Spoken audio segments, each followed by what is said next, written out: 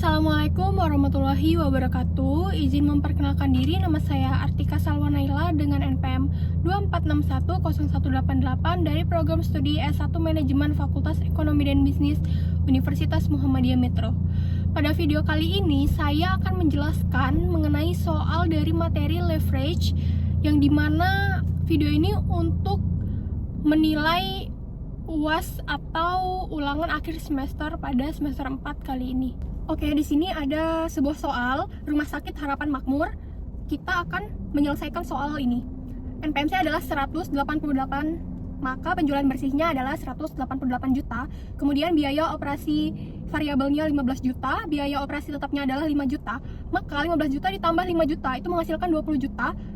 Jadi 188 pada penjualan bersih ini dikurang dengan 20 juta.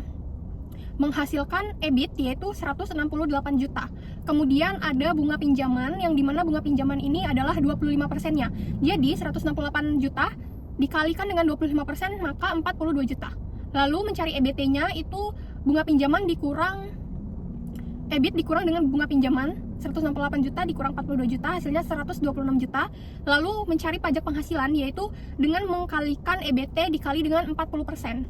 40% dikali 126, hasilnya 50 juta 400. Kemudian mencari EAT-nya, ini EBT dikurang pajak 126 juta dikurang dengan 50 juta 400, hasilnya adalah 75 juta 600. Kemudian cara mencari dividen saham preferennya ini dengan mengkalikan sebesar 15% pada EBIT. Jadi 15% dikalikan dengan 168 juta, hasilnya adalah 25 juta 200. Kemudian mencari laba tersedia, ini adalah EAT dikurang dengan dividennya, yaitu 75 juta 600 dikurang dengan 25 juta 200, hasilnya adalah 50 juta 400. Kemudian EPS-nya ada 10.000. Kemudian cara mencari DOL-nya pada 188 juta itu ada rumusnya. Jadi rumusnya penjualan dikurang biaya variabel dibagi dengan EBIT. Penjualannya 188 juta dikurang biaya variabel 15 juta dan dibagi dengan EBIT yaitu 168 juta menghasilkan 1,03. Yang dimana setiap perubahan 1% penjualan atas dasar 188 juta ini akan mengakibatkan perubahan EBIT sebesar 1,03% dengan arah yang sama. Lanjut, untuk menghitung DFL-nya ini pada 168 juta, itu ada rumusnya, yaitu EBIT dibagi dengan EBIT dikurang I dikurang DP dibagi 1 dikurang T. Maka 168 juta itu adalah EBIT-nya, kemudian dibagi dengan 168 juta dikurang I-nya adalah I itu adalah bunga, maka dikurang 42 juta, DP-nya adalah 25 juta 200, satunya adalah 1 dikurang dengan 0,40. 1 dikurang 0,40 itu adalah 0,60.